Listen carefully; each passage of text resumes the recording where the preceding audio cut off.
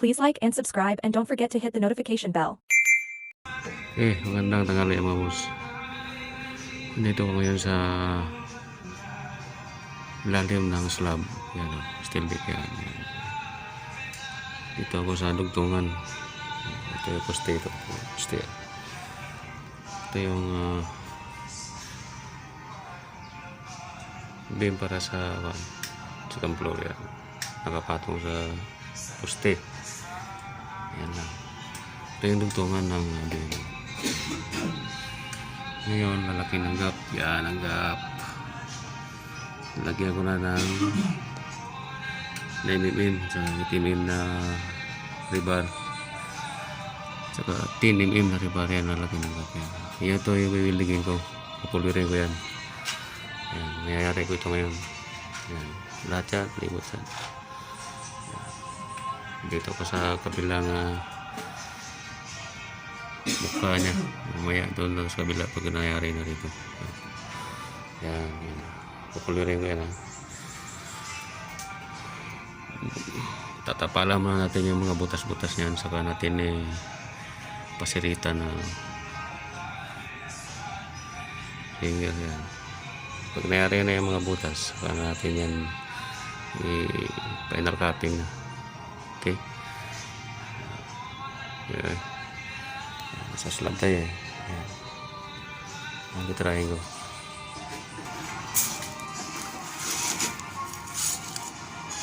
Ito yung gamit ko welding rod 3.2 na 6013 pula yan. Pula.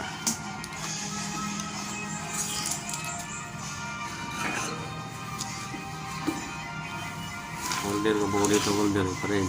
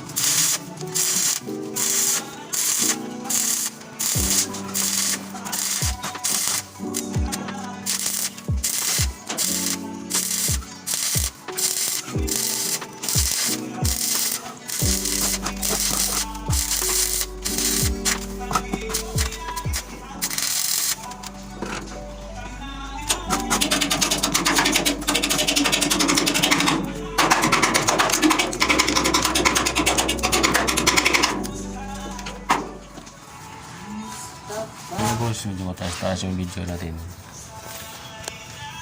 Kaya ito na. Ito yung vertical inuna ko. Ito malaki kasi ginawa ko dito at dito. Penetration yan dahil 200 amperes ang ginamit ko.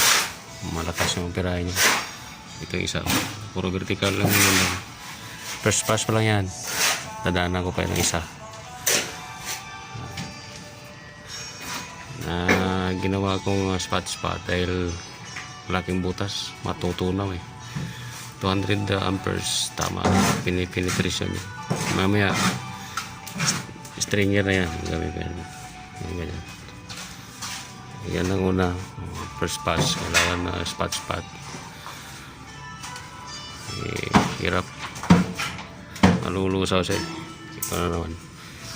Ang sunod niyan, inuna ko yung vertical. So, ito na ang resulta. Ito. Ito muna. Kain ko muna. Mamaya, pagka finished product na, papakita ko sa inyo. Okay?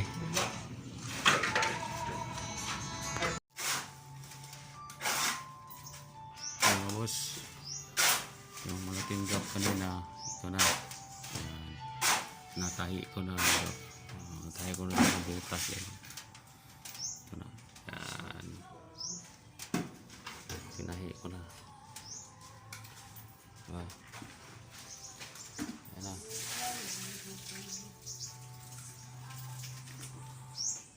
O, diba? Wala na siyang butas. Tulad kanina, laking butas.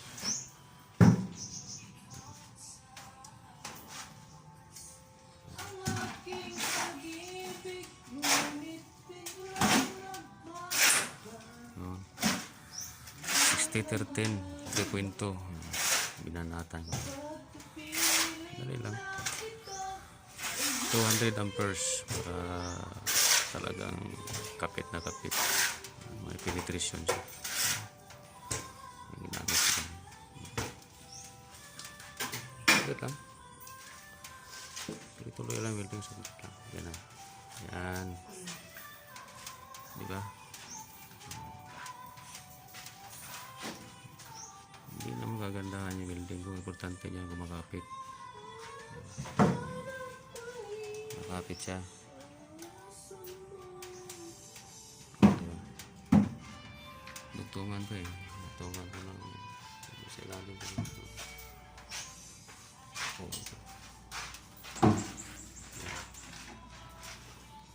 Dito sa gitna. Pusto. Pusto. Ito inuna ko yung gitna.